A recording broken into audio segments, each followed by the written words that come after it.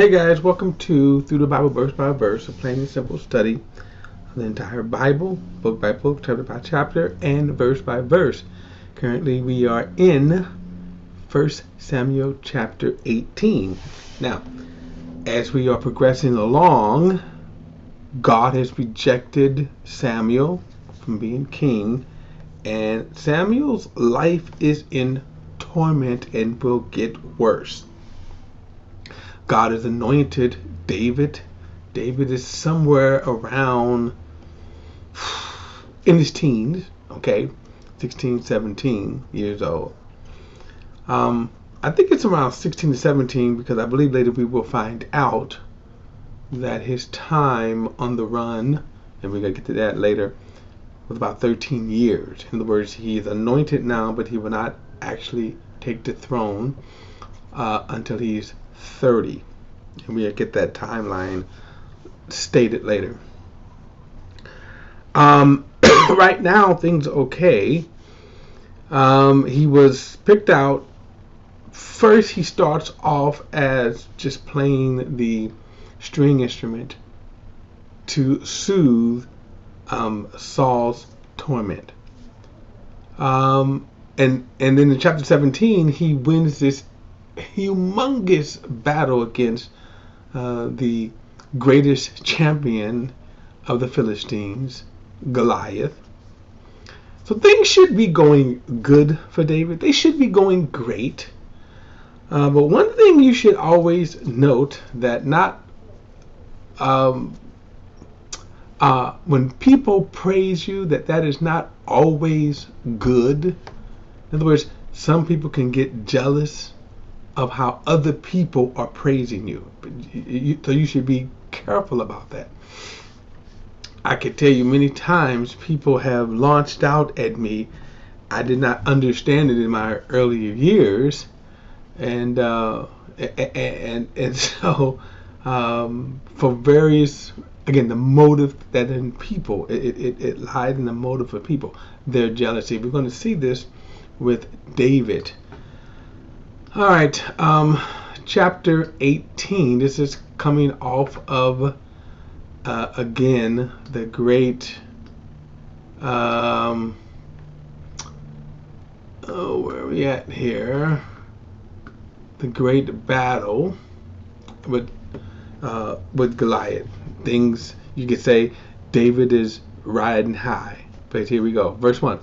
When David had finished speaking with Saul, Jonathan committed himself to David and loved him as much as he loved himself. Now again, as we move forward, probably to me one of the saddest stories out of all of this saga here would be Jonathan. I'll get into that more as we move on, but normally Jonathan would have been the heir apparent to the throne. And we're going to see it's not going to work out that way. We're also going to see that Jonathan is not like his father. That Jonathan is, a world of a difference. And him and David are going to become very close friends. Verse 2. Saul kept David with him from that day and did not let him return to his father's house. Now, if you remember, Samuel warned the people these are the kind of things that would happen. That a king would just come and just take your children away. Verse 3. Jonathan made a covenant with David because he loved him as much as he loved himself. Then Jonathan removed the robe he was wearing and gave it to David along with his military tunic, his sword, his bow, and his belt. David marched out with the army and was successful in everything Saul sent him to do. And Saul put him in command of the soldiers, which pleased all of the people, and Saul's servants as well. Now, just keep this in mind here now. David was a just person. He was a good person. As I said, later we will come to know him. God himself will say, David is a man after my own heart. As I said, everyone is not going to be as pleased with this. Everyone is not going to praise him the way Where we're going to see that David is growing in popularity. Everything he does is impressing people. It's pleasing. Saul, on the other hand, is a fool. And when you have a fool in leadership, as we will see here, the wickedness in his heart is going to come out more and more and more. God was with David, and God is putting David in position to be the king. Verse 6, as the troops were coming back when David was returning from killing the Philistines, the women came out from all of the cities of Israel to meet King Saul. Now get this, they came back from a military campaign. So the women comes out of the city. Now watch this, singing and dancing with tamarines, with shouts of joy, and with three-string instruments.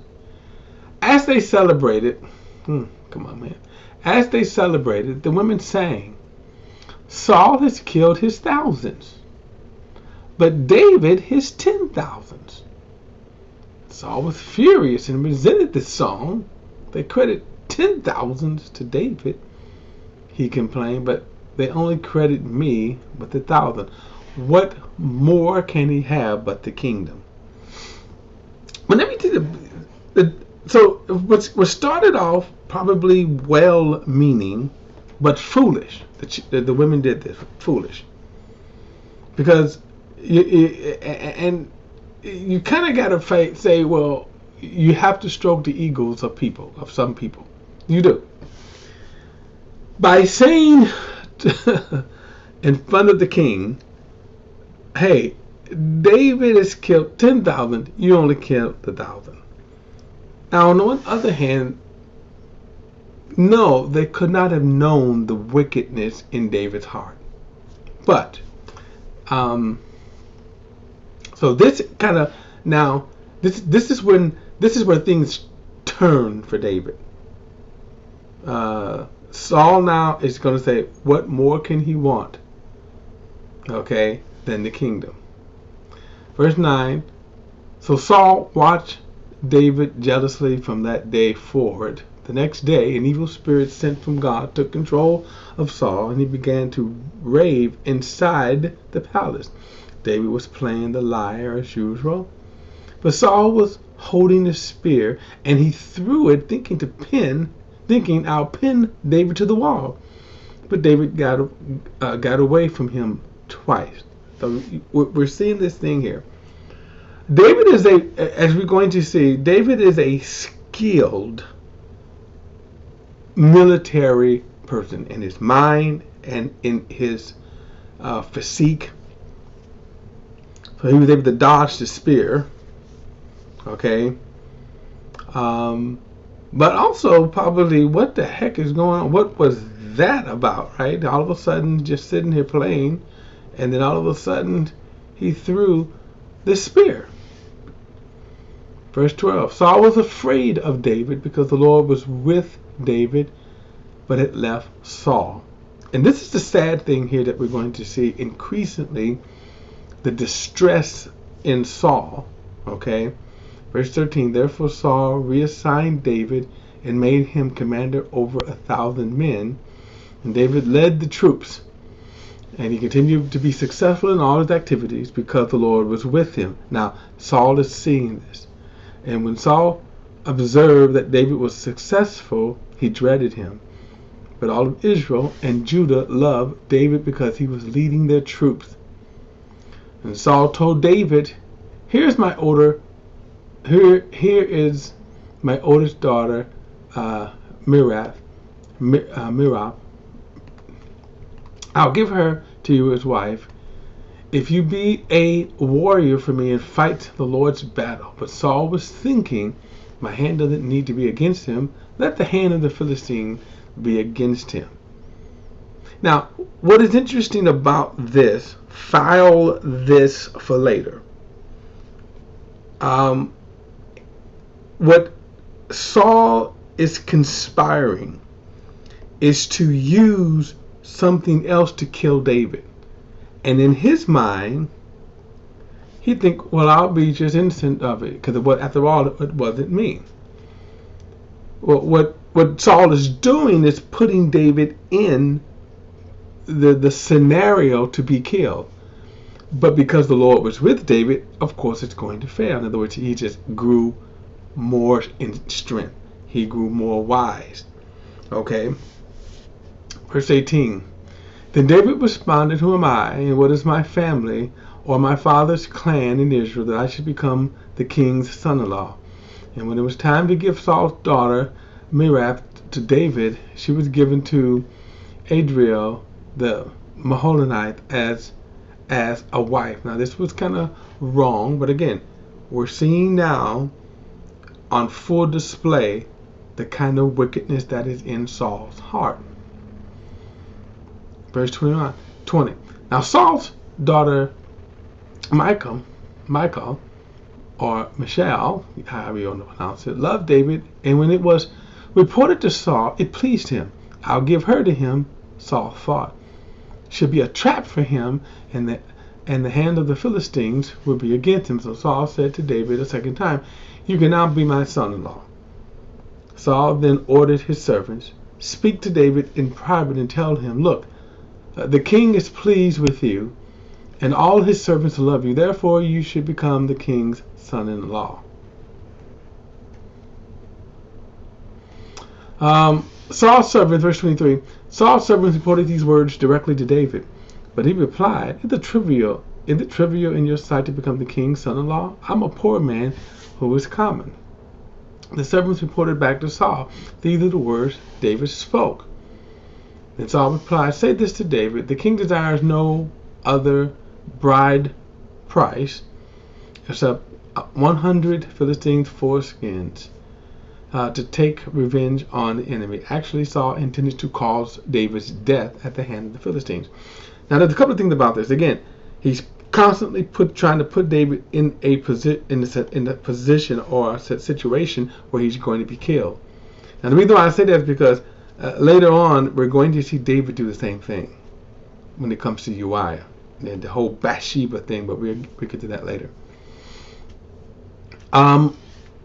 Verse 26, so he tells him, you don't have to pay me this bridal bride. In other words, these gifts, whenever you would, when a man would marry and asking the father for his daughter's hand, he would also give some gifts, some money, cattle or whatever. So basically Saul is saying, you don't have to give that kind of money. Just give me 100 foreskins. Now this is, besides being nasty, okay, the foreskins of the genitals, of the male genitals, okay. In other words, go out and circumcise. It wasn't circumcising, but the idea was to kill him and then to cut off the foreskin of the genitals and then bring them back as a dowry, as a price. Verse 26. And when the servants reported these terms to David, he was pleased to become the king's son-in-law. Before the wedding day arrived, David and his men went out and killed 200 Philistines, and he brought their foreskins and presented them as full payment to the king to become the son-in-law. Then Saul gave his daughter Michal to David as his wife. And Saul realized that the Lord was with David and that his daughter Michal loved him, and he became even more afraid of David. As a result, Saul was David's enemy from then on, and every time the Philistine commanders came out to fight, David was more successful than all of Saul's officers. So he became well known. Let's go to chapter 19. He said, so Saul ordered his son Jonathan and all his servants to kill David, but David's son Jonathan liked David very much. So he told him, my father Saul intends to kill you. Be on your guard, and in the morning and hide in a secret place and stay there. I'll go out and stand beside my father in the field where you are and talk to him about you. When I see what he says, I'll tell you. Jonathan spoke well of David to his father Saul, And he said to him, the king should not sin against his servant David. He hasn't sinned against you. In fact, his actions have been a great advantage to you. He took his life in his hands when he struck down the Philistines. The Lord brought about a great victory for all of Israel. You saw it and rejoiced. So why would you sin against innocent blood by killing David for no reason? And Saul listened to Jonathan's advice and swore an oath. As surely as the Lord lives, David will not be killed. Now he's going to break this vow. And the reason why is because since the Lord has kind of withdrew himself from Saul, you see this sinful nature, this sinfulness just kind of ravaging him, as well as this torment that Saul had. He's almost near mental breakdown. We would call him kind of crazy. Verse 7. So Jonathan summoned David and told him all these words. And Jonathan brought David to Saul, and he served him as he did before.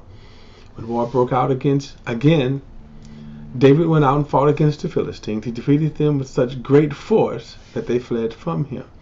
Now an evil spirit was sent from the Lord.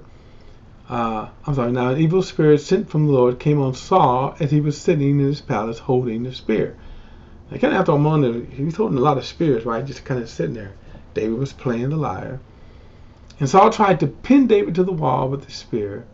And as the spear struck the wall, David eluded Saul and ran away and escaped that night. Saul sent agents to David's house to watch him and to kill him in the morning. Now remember, he had swore, I'm not going to harm David. Look at this. But his wife, Michal, warned David, if you don't escape tonight, you'll be dead. You'll be dead tomorrow. So she lowered David from the window, and he fled and escaped. Then Michal took the household idol and put it on the bed and placed goat hairs on his head and covered it with a garment. Now, let me stop and say something here. Let's not let this escape Michal household idol. Well, why would she have an idol? So you see again her nature, her heart. Now we will see that later on, but just file this, that she took the idol. There was an idol that she worshipped. Verse 14, when Saul sent agents to seize David, Michal said, he is sick. And Saul sent the agents back to see David and said, bring him on his bed so I can kill him. And when the messengers arrived, to their surprise, the household idol was on the bed with some goat hairs on it, on his head. Verse 17. So he asked Michal, why did you deceive me like this? You sent my enemy away, and he has escaped. Now the question because is, well, why is he an enemy when he has shown nothing to you but faithfulness and loyalty? She answered him. He said to me, let me go. Why should I kill you? Now this was a lie. And it's kind of unclear at this point. Was she lying to save herself, or was she lying to protect David? Okay. Verse 13, so David fled and escaped and went to Samuel at Ramah and told him everything Saul had done to him. Then he and Samuel left and stayed at Naioth. And when it was reported to Saul that David was at Naioth in Ramah, he sent agents to seize David. However, when they saw the group of prophets prophesying with Samuel leading them, the Spirit of God came on Saul's agents, and they also started prophesying. And when they reported to Saul, he sent other agents, and they also began prophesying. So Saul tried again. This is the third group of agents, and they began prophesying. Kind of interesting here what is going on. That as David is sending all these people to try to capture David, they would be overcome with the Spirit of God, and they would start prophesying in the camp. Verse 22, Saul himself went to Ramah, and he came to a large cistern at Succoth, looked around and asked, where is Samuel and David? At Naioth, in Ramah, someone said, so he went to Naal in Ramah, and the Spirit of God also came on him as he walked along, and he prophesied until he entered Naal of Ramah. And Saul then removed his clothes, and he also prophesied before Samuel. He collapsed and lay naked all that day and night. That is why it is said, is Saul also among the prophets. Now, when it said that he took off his clothes and was naked, it referring to his outer garment. You know, they would have an outer garment, and then they would have like one of the best ways we probably can say it would be pajamas, you know. But anyway, so he was prophesying. Saul was prophesying. Now, again, this doesn't, when it says that the Spirit of God comes on him to prophesy, that doesn't mean that Samuel was holy. He was wicked, and he is showing his true colors, his evil colors, you can say. And it's going to get worse as we go on. It simply means that God's Spirit came on him, and he was able to prophesy according to the Spirit of God. So again, remember, Balaam was a false prophet and prophesied. So, but it does show this power, right? And it shows, in spite of this, that Saul will not repent. And that is the sad thing about Saul's life. All right, guys, we'll pick it up chapter 20 in the next study. I will see you then.